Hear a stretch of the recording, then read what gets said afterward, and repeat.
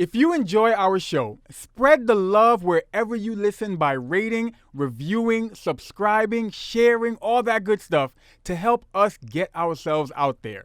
And with that said, let's start the show. I'm Ode. That's Vicky. I'm me. You're you. We are we. Oh my God, that was so corny. The You, Me, We goodness. podcast. Welcome back, everybody, to another episode. Vicky, how are you? Full. How was Thanksgiving? This episode is airing. It's been officially a week by the time this episode airs. What are we talking about today? So I was watching. Let me take that back. I want to be truthful. I was listening. You were watching. Part of our weekly routine is attending a service and COVID, so we attend them online. Oh, wait. I'm sorry. Can we jump back? Big shout out to last week's two-part episode. Our guests from last week's two-part episode, Antoine and Evan. Shout out to them. Shout out to everybody who tuned in, who watched the YouTube video, everyone who still is watching both videos. So shout out to y'all. And yeah, just want to give a big shout out. Continue. That was like so random. I wanted to do it. I forgot to do it earlier on. Okay. So I was watching the church service. I was listening to it. I was on the couch, and Ode was watching it. And the pastor. Sure. Pastor, reverend, minister. What is he? Who, George? Yeah. Oh, he's a pastor. I hope you got that right. So we were listening to him preach. And he was talking about redemptive love. And I thought it was so interesting because he made a lot of points that I was like, yo, that's like such a good conversation to have prior to entering a marriage or a relationship or like a committed relationship. And I was just like writing down notes really quickly, but he was pretty much saying like redemptive love is when you do the right thing for the other person, even when they're wronging you. Easily done. We because as humans, in a marriage, you always put the other person first. And we as humans. So like, easily. Yeah, right? So, and you know, like taking into account that your spouse is going to make mistakes and the way he said it was you have to respond righteously to those mistakes, which means, and I know this is about to get a little churchy, but it did come from a pastor. He said, look what God went through to redeem me. I can do the same for you. Like that, like he's pretty much saying like that's the attitude you need to have in a marriage. Read that again. Look what God went through to redeem me. I can do the same for you. You know, like how Jesus died on the cross for us and our sins, whatever. So light work. He's saying like, if God can do that for me and forgive me for all the errors that I make, why can't I be forgiving of my spouse and in their errors? Like, and I started thinking like, yo, do people even take that into account? Like, yo, am I ready to always put this person before me? I just thought of... That's number one. That's a simple question. Are you ready to put the other person before you? The ignorant answer is, like, I ain't Jesus. So don't ask me. No, I just thought of, that's, try Jesus. Something I'm never going to get. No, try Jesus, not me, because I throw hands. Oh, yes. So that's like people saying, always turn, like all those things that... Turn the other cheek. The whole what would Jesus do thing is like, that's what he would do, but I'm not him, so... Okay, I get that. Yeah. But in a marriage... Still, no. I'm not even trying to be funny. No, but I'm saying like that should not be your response. Shouldn't. Yeah. That shouldn't, to your spouse. To a stranger, I get it. But to your spouse, like, are people really ready to always put the other person first and still do right by them when they do wrong to them? Do you know why I could see it being I could see it being hard to do it with your spouse? because just now the example you gave was, that's a stranger with your spouse. It should be easier or different. I could see it being more difficult with your spouse, not more, but it's difficult as well because you probably put so much. What's the word? You probably expect so much. But then spouse. My question would be, do you expect the same of yourself? Explain. Like, if you expect so much of your spouse, I hope that you equally expect, if not more, than that of yourself. Because he was also saying, like, you have to remember that you have just as many issues as your spouse. And that when the person messes up, you shouldn't be all about pointing it out to them because you have just as many issues. So you need to be, it's kind of like one of those, like, before you come talking to me, humble yourself. So basically, like, don't talk throw at me. Don't throw rocks, kind of thing. Don't throw rocks like, in the glass house. Especially with your spouse. Like, the focus here is your spouse, not other people. So, like, are people ready, really? Are they really ready to do that? Because I was thinking about it. I'm like, oh, my goodness. Like, that's, like, I don't know premarital counseling, how that works. But I wonder if that's, like, a hot point. Okay. And then I wonder if people are honest with themselves. Like, no, he could do nothing where I would, like. Where I would what? Not forgive him. Because that's essentially, like, to me, that's how I understood it. Okay. So with that in mind, is that also asking us, people in a relationship, to apply that to, I guess, to apply that to cheating, to apply that to... There were no specifications here. It just says you need to have a redemptive love like Jesus or God has with you. Okay. So with that in mind... And because they have that with you, you should be that way to your spouse. You see, like, it's a tough... You're like, okay, but, like, there's no line? Like, we can't draw a line here? So with that in mind, so am I... Okay. So redemptive love is to forgive, pretty much. It's to be like God and forgive no matter what, and you always apply, it's definitely, I guess it's do unto others, whatever. So, if the person cheats and you forgive them, but for the relationship, you know what, this isn't gonna work out as a relationship because certain lines were crossed, whatever. Are you now not walking properly? Walking in the I don't know. Because some would say you're now doing what's best for you. You feel like what's best for your mental health, your family, your heart, whatever. But then wouldn't that be giving up on the marriage that you said you would be there? Yeah. I don't know. What are vows? Who knows? I don't know what vows. What are vows? What do they say? Like, what are the traditional vows? Till death do us part, for goodness and health, and goodness and wealth. It's one of those things where ups and downs, no matter what, we're gonna stay together. Right. Yeah. I always know that they say in sickness and health.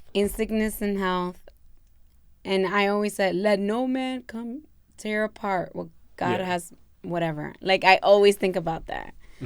So with that thought. You're asking for a lot, bro. This is like, and that's the point that I was like, yo, this is a lot. Okay, so let's get straight to it. Like, when people listen to vows, do they, like, understand what's being said? Do you hear the words that are coming out of your mouth? Yeah, like, do you understand that you just verbally accepted this contract that really is vaguely written? Like, if I was to shoot you right now, going off of what you just said, you good. We good. This is a little tough. Okay. Obviously, abuse is not tolerated, but... No. Okay, I'm not to condone it, but technically,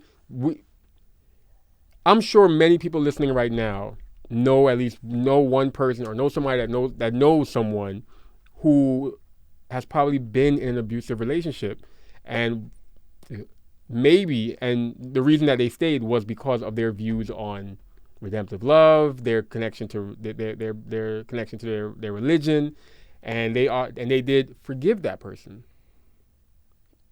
That's fine. You can forgive someone who has abused you, but that doesn't mean that you should stay. Can the same be applied for if the person lied, if the person cheated? I'm trying to go lower and lower now in. Well, I mean, you can't go no lower than physical abuse. No, not lower. I'm trying to go lower when it comes to the severity of what you did, of what the person does. So like lied or just anything below that.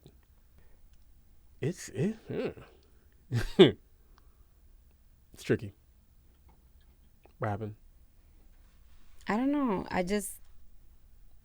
It's hard to gauge when is it crossing a line. Yeah. There is no set. What's the word? No set list of when it's crossing, because that'll differ by individual. Yeah, but that's also a conversation that should be had prior to marriage. Like, we're gonna set some guidelines here. I'm laughing at what those conversations would look like a serious conversation like that. Like, all right, so let's go down the list. I think that everyone should be doing that though. Like, sitting down and being like, okay, where do you draw the line on whatever? Like, and draw the line means I'm packing my shit and I'm out for good. Can you see a couple, or maybe do you know any couples that actually sat and not this blunt, but sat and did the whole like, all right, stay out too late, cool, punch you in the face, like actually. I don't know anyone that has this conversation. I know. No, I mean, like, just, I think that people get married because they feel that they should or they want to, or that's the next step. But I don't think people are actually having conversations prior to marriage. Like, I really don't. I think very few people go to premarital counseling anyways. That's true. That doesn't, I feel like in our worlds, that's not a norm. Or I feel like people have the conversation, or I know of only 2 people that went to some kind of counseling as a couple. Maybe 3. I was going to say, I feel like people, the topics, if they really thought back, the topics probably came up, but because it wasn't in a setting where they planned to have the conversation, it didn't really stay. Meaning, like, over the years, they've probably addressed, like, yo, if you was to ever hit me, bro, we'd be done. But it didn't really sink in that that's the person's view on if I was to hit them, or if I was to lie to them, or if I was to hurt them in this way. Yeah. Because it wasn't like an established, this is the conversation where we lay out our do's and don'ts for each other, blah, blah, blah. So, yeah. See, and this is the thing. I was listening to that and I was like, wow, this sparks so many conversations that people should be having prior to getting married. Is that the bigger conversation? Or the bigger, like what else would be on that list? Big conversations to have prior to getting married? Aside from the obvious, money, and this is what we're talking about. And kids. Yeah, kids. Is that the big? I feel like that's the big three. Money, children, and I guess like some kind of like boundaries for your marriage. I don't know how to title that. I feel like there's another. I feel like we're only thinking that as a big three because it's in our head. But I feel like normally that wouldn't round out our big three. I think there's something else that. Like, you mean in relation to us? No, not us, but I think like because we're talking about it, we automatically put that into our big three. But I feel like our kids and money is the obvious big three. I think there's another one that's like the obvious. Kids, money, and religion. No, religion for some people, or you think? I think religion for politics, for cross faith relationships.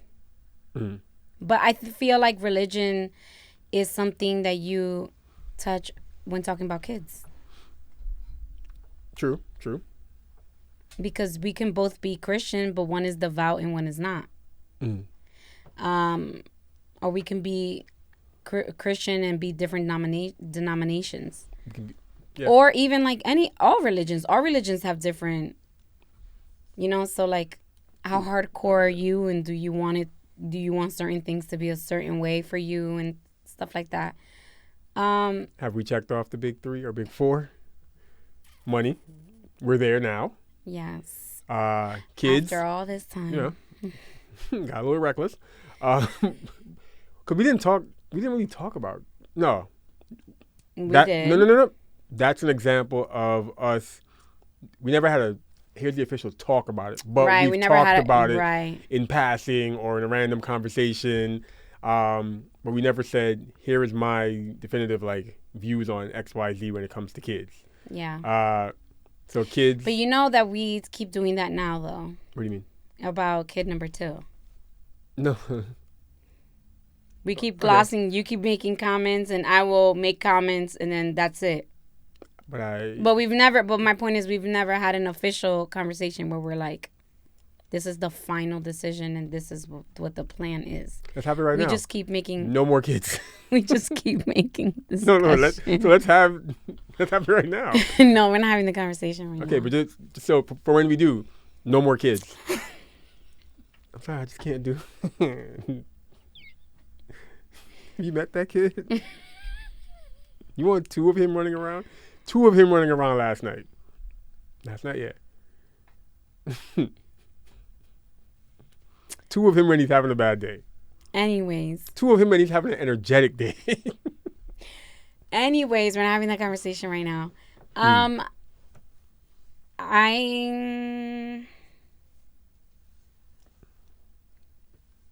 I wish we would have had the kid conversation prior to having a kid.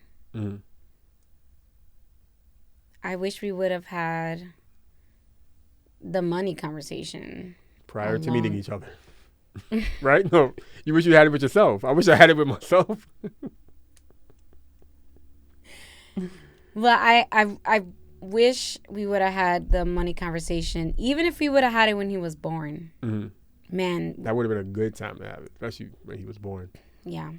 Little did we know. I know. How much of a wallet drain he would have been. I don't feel like he's a wallet drain. I just feel like we were in a different circumstance. And I feel like we could have really milked where we were in our, financially. If that makes any sense. Yeah. Like, I made good money while I was on my maternity leave for 6 months. Mm. I was not struggling, not one bit. I was. But continue.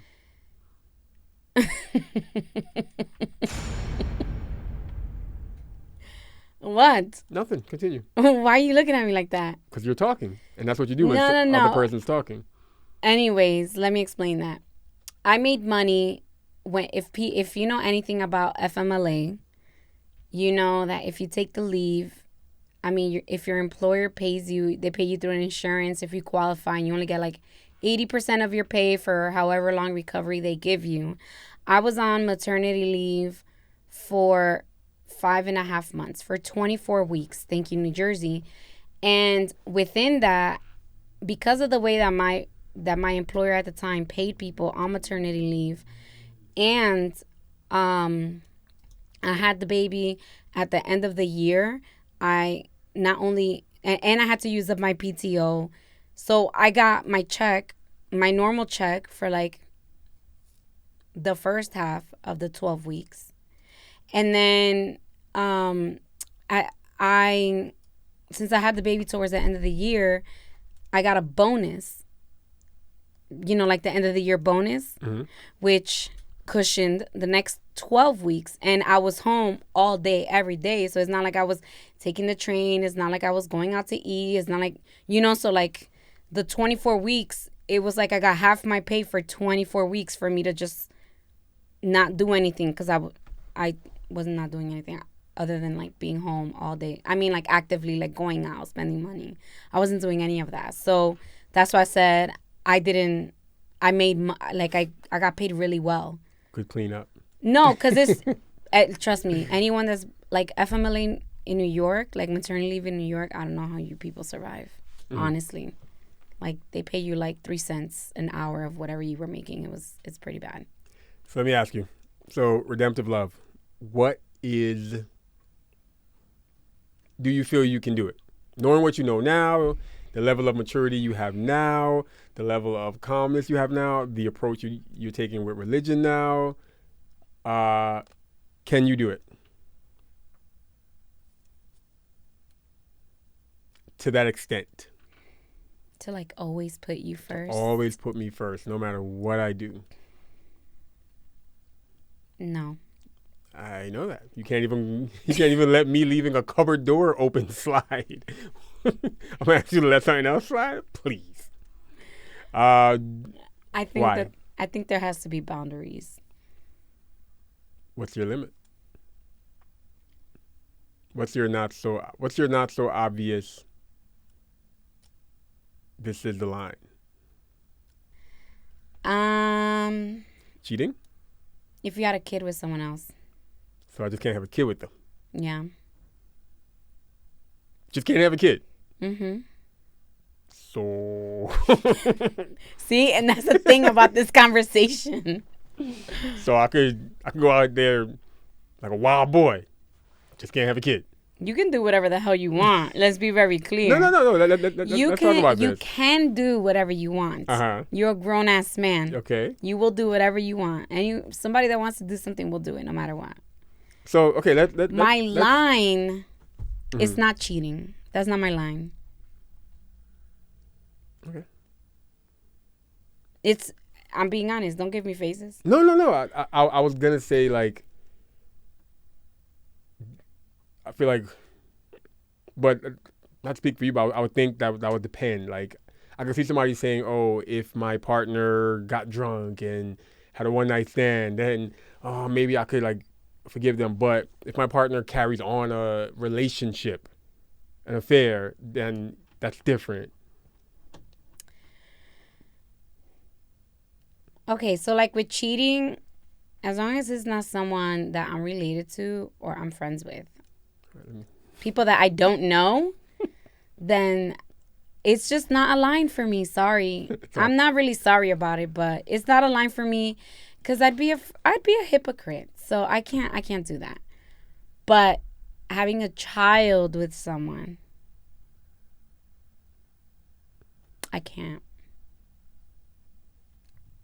You know why? Why? Because you just said you don't want a second kid. But if I did want say I wanted a second kid, it has to be with me. Oh, so I just got to find somebody that's not one of your friends, not a family member, and just don't have a kid with them. And I'm Gucci.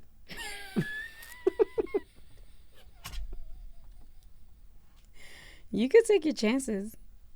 Like I said, you're a grown-ass man. You could do whatever you want. Just don't put it in your head that it's going to play out a certain way. I make no promises. Okay. But it's the truth. I don't think cheating is a deal breaker. And honestly, it's really not a deal breaker for a lot of people. Like more people than people assume. It's not. I got a question for you. We can cut this out if we decide to afterwards. Do you feel like just because of what you said, just because you feel like you would be a hypocrite, that's the only reason? If that element wasn't there, you think you would feel different about that? Where I am right now? Okay. Yeah, you got to factor that in. No. You still feel the same way? Mm-hmm. And the reason why is because cheating is something that broken people do. Like, the cheating is usually not about the other person. It's not about anyone except for the person who's cheating. Does that make sense? Mm-hmm. That's how I see it. I see cheating as like a desperate act from the person who's doing the cheating. Like, it's very rarely ever about you know, they realized that their soulmate was person ABC. You get what I'm saying? And I feel that as someone who has literally removing that, as someone who has literally made mistakes and had to, you know, in all areas of my life, like make mistakes and coming back and make another mistake and coming back and really analyzing why I made that mistake. And I just feel like that's just a telling sign of who that person is at that moment, and that things aren't right with themselves. I think that with you, it would be frustrating for me, but it wouldn't really be a deal breaker for me, because we are doing so much work to fix what was broken, that if you were to go out there and cheat, I'd just be so irritated, because it's like, damn, man, we did so much work. Now we're going to have to call him again.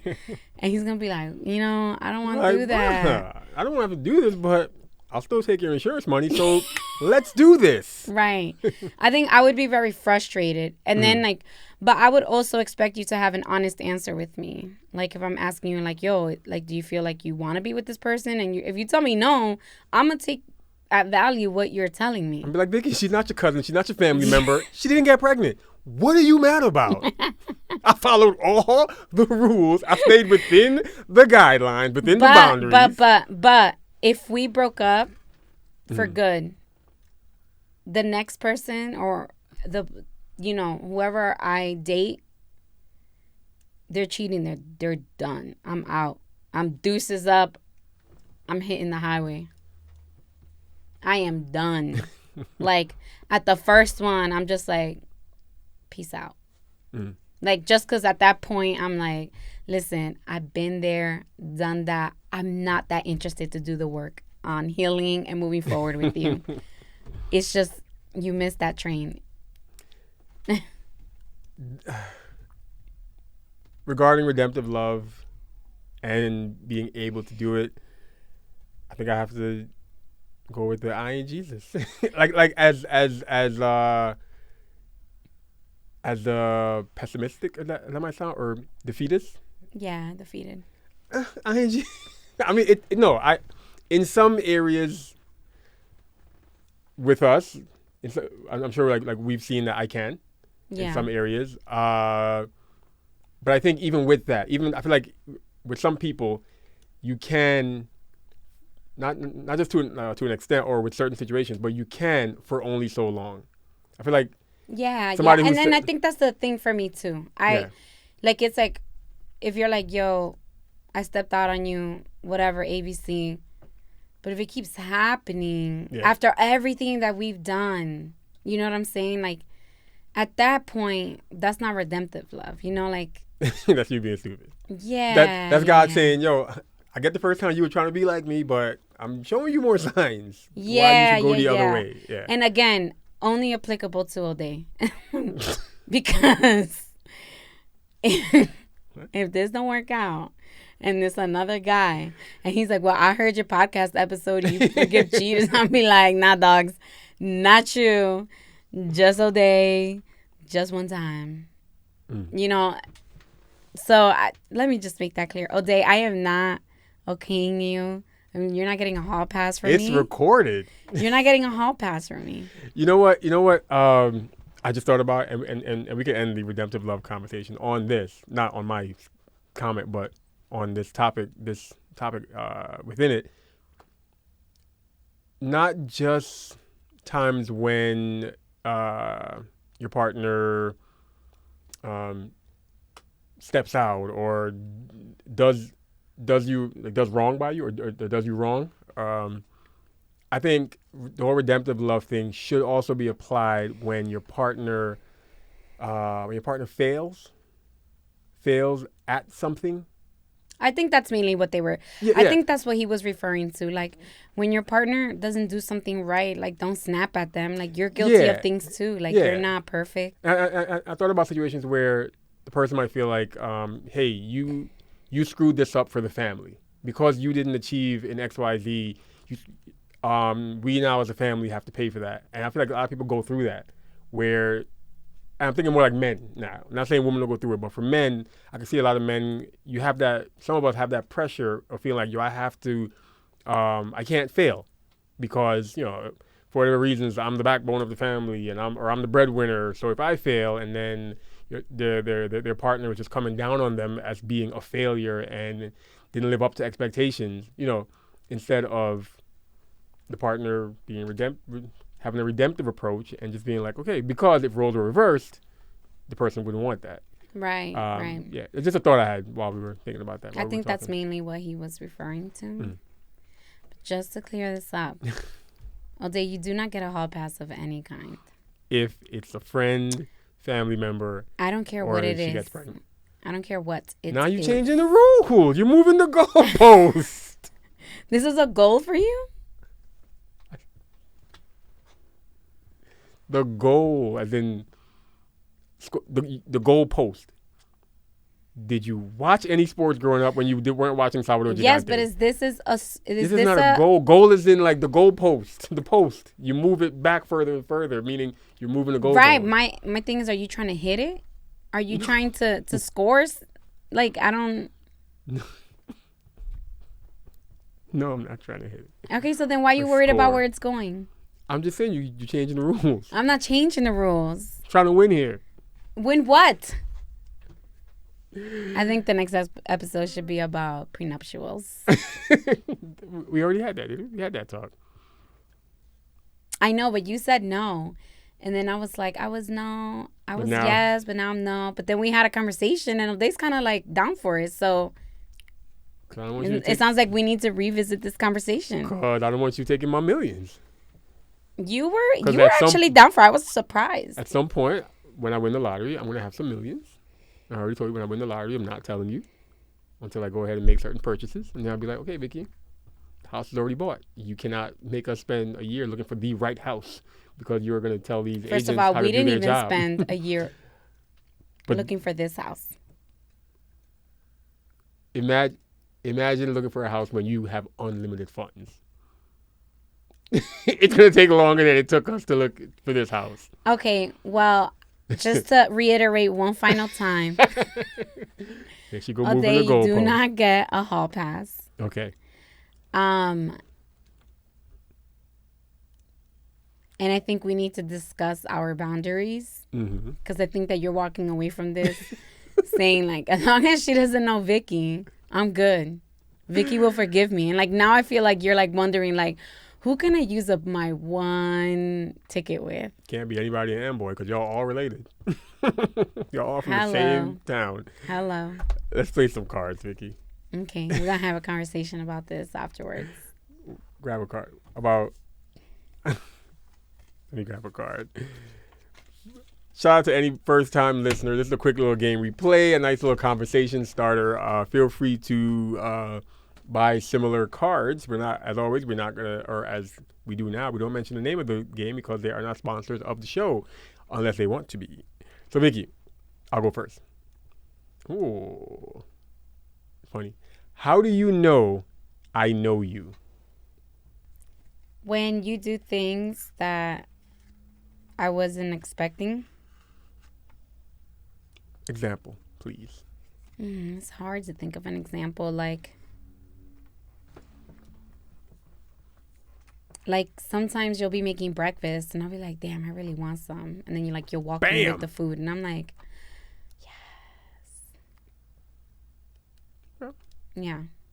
But I don't feel like you know me. I feel like you know me on the surface. All right. Okay. What was our last therapy session about? I don't remember. It's like 2 weeks ago. Or was it? Being your most unique self with the other person. Okay. You don't remember? Sounds like we're going to have another conversation. Read your question. All right. What do you think is unique about our relationship? Um, what is unique about our relationship?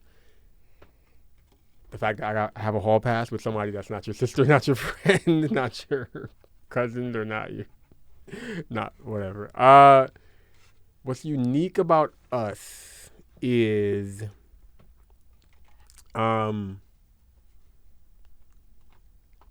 just rolled your eyes? No.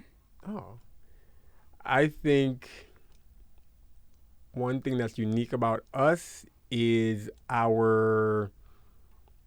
I feel like we have a healthy love-hate relationship, as in like there's times hate is a strong word, but um, in our times when we are like ready to go at each other verbally, or we just want to be like, "Urgh," there's still that like love that's in there, and there's that stubbornness sometimes that keeps us from acknowledging it or moving on from it. So I think it is like a unique quality of ours, um, and it has made us stronger. It has made us. It has resulted in some interesting conversations, interesting times. We've learned from those moments, the conversations we've had afterwards. So I think that's one of the unique things about us. That that